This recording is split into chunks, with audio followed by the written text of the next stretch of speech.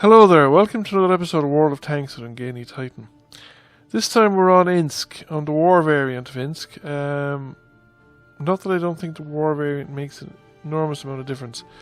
It does reduce mobility through the centre of the map along the railway routes. But other than that, it generally doesn't make much of an effect on the gameplay. I'm on the IS-6, the Tier 8 Soviet heavy tank. And I think it was possibly the first Tier 8 tank I ever purchased. I may have bought the... the Excelsior and the T14 before this, but I think this might be the first Tier 8. It has been power creeped considerably since it was first introduced. The gun's alpha is pretty decent, and the gun handling is typical for a Soviet heavy tank. But the penetration on the gun isn't great. It's 175mm with regular, 217 with premium.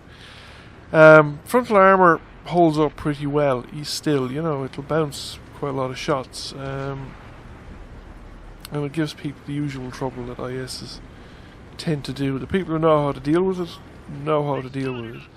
And the people who don't are completely unaware. Now we've had our first customer, this T-32, blunders out into the open in front of multiple guns.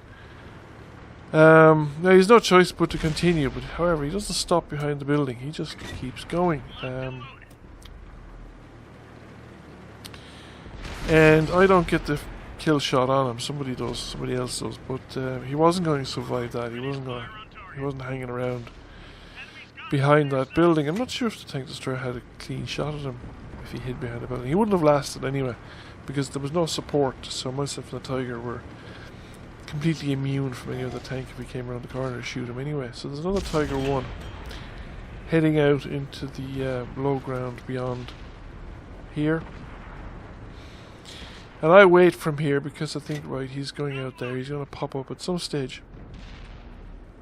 However, he stays there for a while and there's no sign of a movement. I don't want to go chasing after him specifically. I might not necessarily win a gunfight with a Tiger 1. They have a very good gun, and if he knows what he's doing, he would have the DPM over me. However, there are a couple of tanks to my right that aren't probably doing a lot, or certainly would be. They're in positions where we're not really able to support each other. So I come around here and there's a Stridwagen 74. We remove half his hit points, but he gets a shot off, bounces, and my reload is slow enough that I don't have a clean shot, and he goes side scraping behind the oil barrels. So I'm going to have to go in there after him. He gets distracted again by what's ever to the north of him. However, he drives away here and I shoot and miss. I don't know what happened to me here with the railways, whether it was internet or whether it was just my own ineptitude that caused me to struggle with the repositioning my tank. But I do manage to extract myself and get the shot off and finish off the Stridwagen. The light tank that came up to support him has decided to go somewhere else, and that doesn't help him either. He's finished off by one of the tanks to the north of me. So I come around because I'm wondering, will that Tiger 1 turn up? And then I spot that the KV-85 is on half health. And then it's my turn for my mind to wander, not paying attention to what I'm doing, because I come around the corner here. The KV-85 is gone, and I spot two tanks over there. Now, this is a tactical mistake. It's something you shouldn't do. I have a habit of doing it. I try not to do it as much as I used to. But the problem with doing something like that is a bit like drawing aggro in an RPG, Leroy Jenkins style, because you're running around and you're drawing people into the fight that shouldn't be in the fight, or probably wouldn't be in the fight if you didn't attract their attention. And of course I forgot about the KV-85 while I was doing it, so it took me a few seconds to recover and remember that there was a KV-85 and where he was. So I was sort of wandering around blindly there, wondering who was shooting at me. Bad Ungainly Titan. That was very stupid. However, I survived it because IS. It's a T-150, so I remove half his health and I think, right, we can get rid of him now. I know the Tiger 1 is closing in.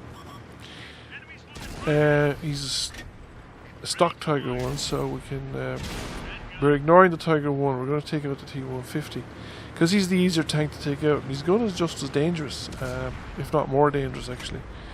Especially since the Tiger 1 is not actually hitting me. I think that was the T-150 that put that round into me there. But we don't manage to finish him off. Now I think the T-150 made a mistake by pulling back. I think he'd have been better off closing the distance and not giving me his lower front plate. But now I'm in cover.